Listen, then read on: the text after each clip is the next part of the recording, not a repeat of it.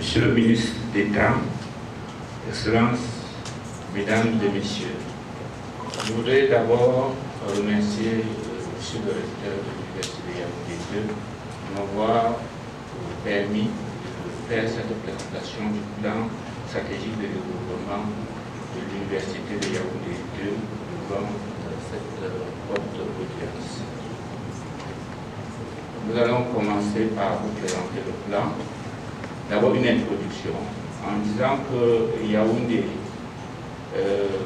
2, c'est une université qu'on peut dire qui est issue de la première création de l'université camerounaise en 1961. Et bien que la réforme de 1993 ne lui donne que 27 ans aujourd'hui, c'est une université qu'on doit dire qu'il a 59 ans d'existence comme l'université camerounaise. Il doit dire que l'université camerounaise, c'est aussi des grands noms. Et comme dans les autres universités, c'est un acteur majeur dans la vision d'émergence de la destination à l'horizon 2035. Et dans le cadre de la loi 2006 du 26/12/2007 portant régime financier de l'État, les universités se doivent d'élaborer le plan stratégique qui décompose la vision sectorielle de l'éducation en action à entreprendre en court terme. Cette présentation donne le résumé de l'Université de Yaoundé 2 pour devenir une technopole de référence en sciences sociales. Le plan de présentation prévoit donc l'introduction, je viens de vous dérouler, un état des lieux. Nous allons examiner l'état des lieux, puis un diagnostic, énoncer la vision des objectifs, des axes stratégiques, le plan d'action prioritaire, l'évaluation financière, le dispositif de suivi et d'évaluation. Nous allons passer à l'état des lieux. L'université de Yaoundé 2 est située à 14 km de Yaoundé et sur un campus de 312 hectares, mais a quand même d'autres campus délocalisés que sont le campus de l'Estique 3 hectares, le campus de l'Éric 4 hectares, le campus de l'Ifort 4 hectares, auquel il faut bien entendu ajouter les campus de Evoluva et de Berthe.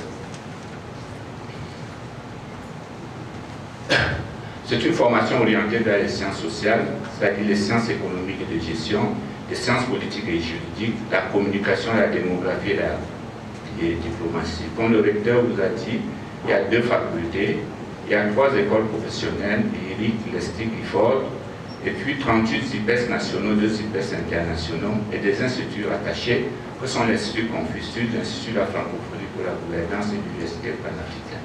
La formation se fait sur 3 segments dans la démarche LMD et on a 40 filières classées et 95 filières professionnelles. Le campus principal est sur 312 hectares, dont 7 hectares correspondent au site actuel et 305 pas encore exploités. Les autres campus, je vous ai déjà dit, sont ici. Et selon le MINUSUP, en 2012, l'Université Yaoundé 2 représentait 20% de la population étudiantine, soit nationale, et 24% de la part des universités d'État. Et en voyant le flux des étudiants projetés à 2025, soit 500 étudiants par an, on va à l'horizon 2025 avoir 60 000 étudiants. On a 578 enseignants, donc 448 hommes et 130 femmes, et le personnel non enseignant est de 456, donc 176 cadres contractuels, 91 agents contractuels et 123 agents décisionnels. Le taux d'encadrement, le ratio enseignant-étudiant, à la FIJP, c'est un enseignant pour 61 étudiants. En faculté des sciences économiques et de gestion, c'est un enseignant pour 62. À l'ESTIC, c'est un enseignant pour 22. À l'IRIC, un enseignant pour 36. À l'IFOR, un enseignant pour 16. Et on a aussi décomposé en termes de professeurs. Le nombre de professeurs, c'est un professeur pour 629 étudiants, alors que par maître de conférence, pour les maîtres de conférence, c'est un maître de conférence pour 424 et ensuite un assistant pour 152 étudiants.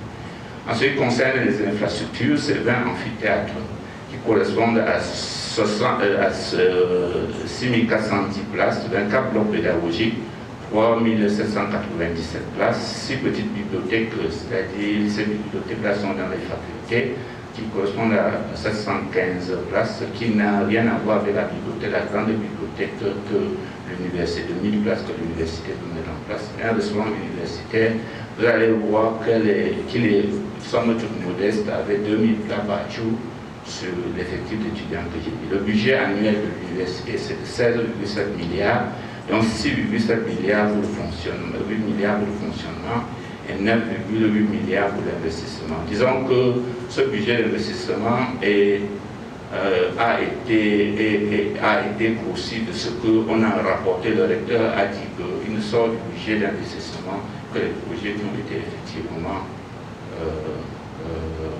achevés et livrés.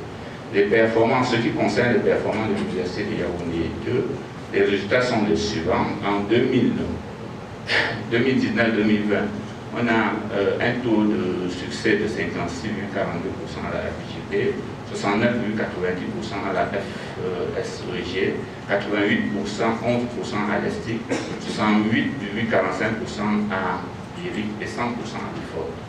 Diplômés, le nombre de diplômés de tous les établissements et filières niveau confondu, c'est 4654, dont 2236 hommes et 2418 femmes. Et pour la première fois, contrairement à ce que l'on croit, l'Université de Yaoundé 2 diplôme plus les femmes que les hommes.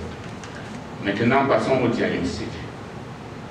Le diagnostic, nous allons, pour la composante formation-enseignement, on va voir que le potentiel, on a comme force le potentiel de la population étudiante, le poids et la qualité des enseignants, parce qu'on a quand même des enseignants de renom, le nombre d'IPES sous sa tutelle académique, et comme faiblesse, on manque de visibilité pour l'offre de formation. On a eu à la faible collaboration avec les entreprises sur la contribution à l'apprentissage par les stages, le taux d'encadrement étudiant-enseignant trop faible et hors norme, donc parfois ingérable.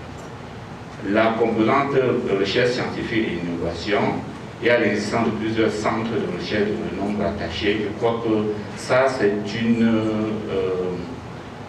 des forces de l'Université de Yaoundé 2, c'est le nombre de centres de recherche et de renom qui sont rattachés aux deux facultés. Les performances des enseignants sont remarquables au CAPES. La coopération scientifique dynamique sur le plan bilatéral et international est visible.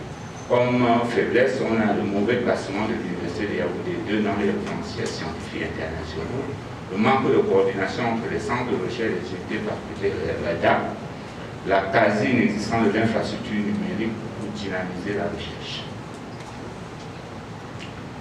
En ce qui concerne les équipements et les infrastructures, on a une fois, c'est qu'il y a beaucoup de réhabilitation de bâtiments en cours, il y a la sécurisation foncière, comme le recteur vous a dit, qui est en cours sur les 11 km. Il y a vraiment 8 km qui est pris en charge et les 3 autres kilomètres, je crois qu'on est en train de travailler pour que ce soit, pour que d'ici la fin de ce premier semestre, premier trimestre 2021, on ait fini la sécurisation physique.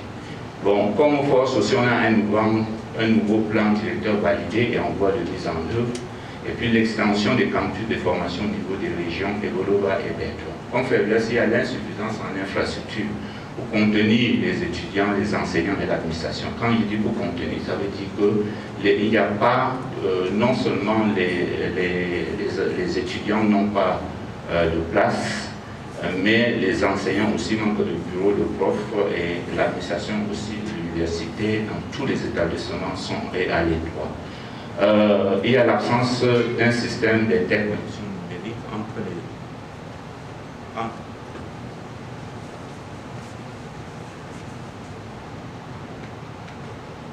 Il y a l'absence d'un système d'interconnexion numérique entre les organes d'exécution, les organes de coordination et de contrôle, et l'insuffisance de commodité, etc. Mais je dois vous dire que des efforts sont en cours dans le campus pour qu'il y ait un minimum de ces commodités.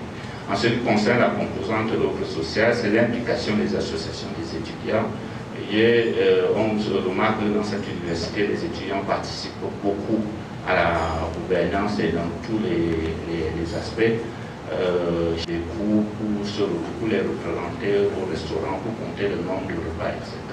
La disponibilité des infrastructures sportives sont variées et des infrastructures effectives. Et ces infrastructures sont conformes aux normes pour les grandes compétitions. L'accessibilité est faible à la restauration parce que le retard souvent tout le temps toujours en train de dire amphi 100, c'est-à-dire le repas c'est 100 francs. Je crois que tout le monde sait qu'un repas à 100 francs c'est vraiment comme si c'était gratuit. L'existence d'une infrastructure sanitaire de prise en charge et donc des efforts sont faits pour que sa réhabilitation. Comme faiblesse, il y a l'insuffisance criarde de logements étudiants, la négligence de la vie associative et culturelle, l'insuffisance d'équipement et de programmes dédiés à l'animation culturelle, l'insuffisance du budget d'allocation sociale permettant de toucher que 2,5% de l'ensemble des étudiants.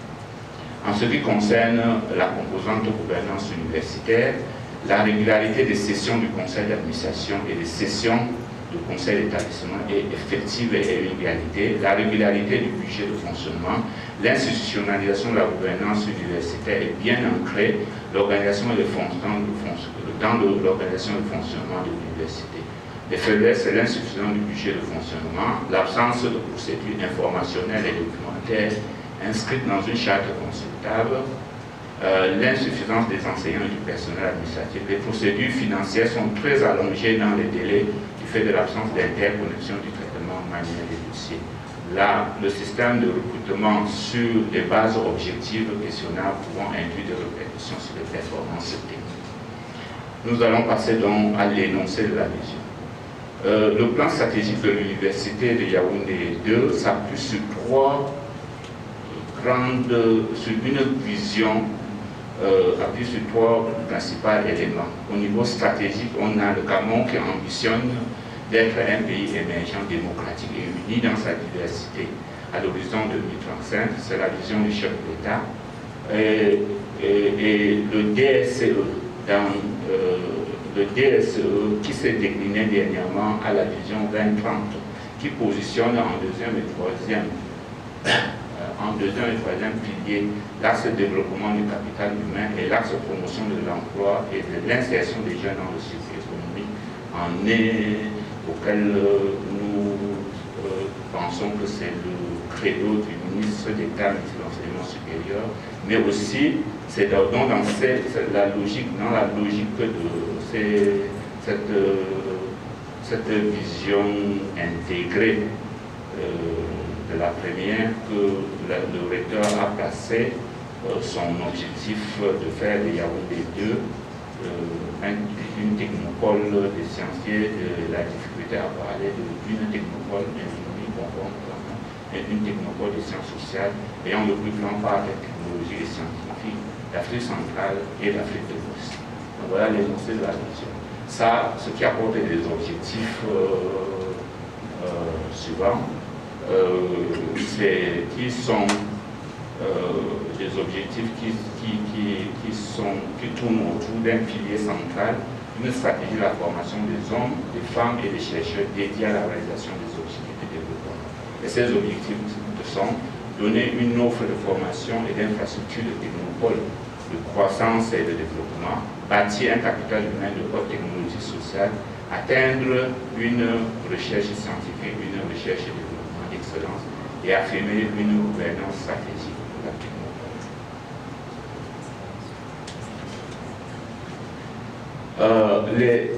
Les axes stratégiques maintenant, de ces objectifs sont extraits des axes stratégiques. Le chantier 1, c'est le technopole et croissance et développement. Et l'axe stratégique, c'est la pédagogie, la formation, la professionnalisation orientée, c'est ce que le recteur vient de dire. L'axe stratégique numéro 2, c'est les infrastructures, équipements et technologies de pointe. L'axe stratégique numéro 3 qui repose sur le chantier capital humain de haute technologie sociale, c'est le programme 242 du ministère de l'enseignement supérieur, c'est le capital humain de forte compétence, La stratégie numéro 4, c'est la coopération, les partenariats stratégiques et le modèle de transfert des technologies dédiées. En chantier numéro 3, c'est la recherche scientifique technopolisée.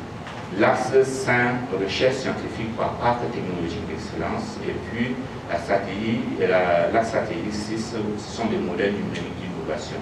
Et en chantier gouvernance stratégique, c'est la communication, c'est le marketing social, la visibilité et l'attractivité. Et l'axe numéro 8, donc, c'est la compétitivité, assurance qualité, équité sociale. Nous allons passer maintenant au plan d'action prioritaire. Le plan d'action prioritaire regroupe l'ensemble des actions qu'il faut mettre en place pour présenter le fondement même de l'Université de Yaoundé 2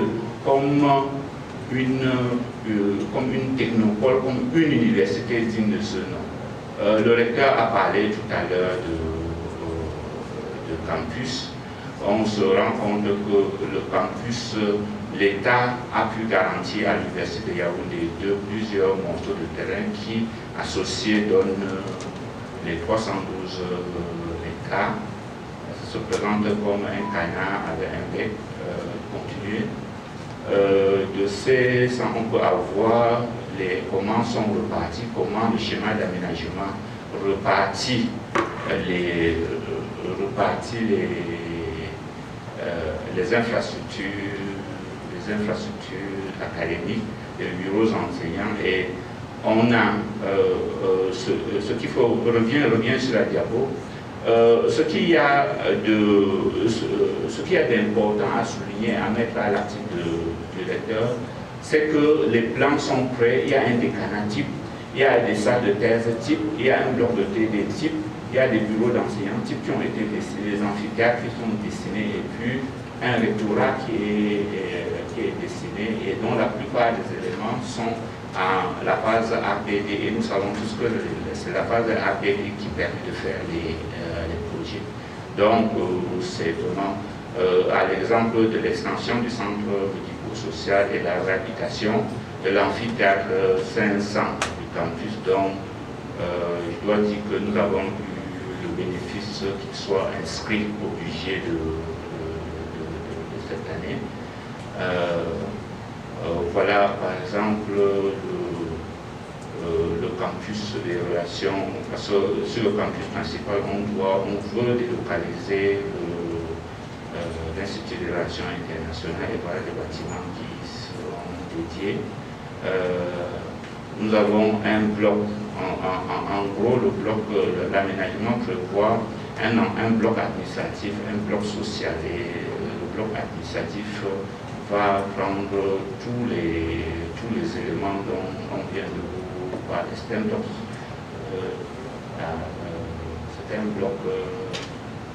administratif mais aussi académique, et on a divers voiries et réseaux pour permettre la circulation et d'aboutir le campus de telle manière que chaque établissement voilà par exemple l'exemple type d'un bloc de décanat, c'est-à-dire chaque décanat, voilà comment on pense que sera chaque bloc de décanat.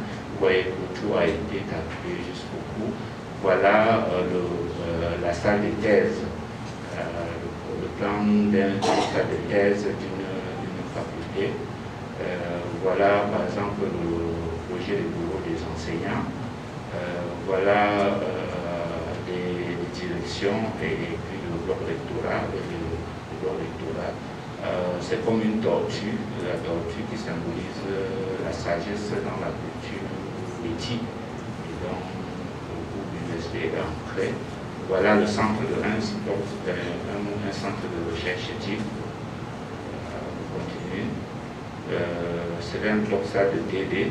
Nous avons entrepris cette année de faire le bloc de ça de TD pour la faculté de sciences juridiques et politiques.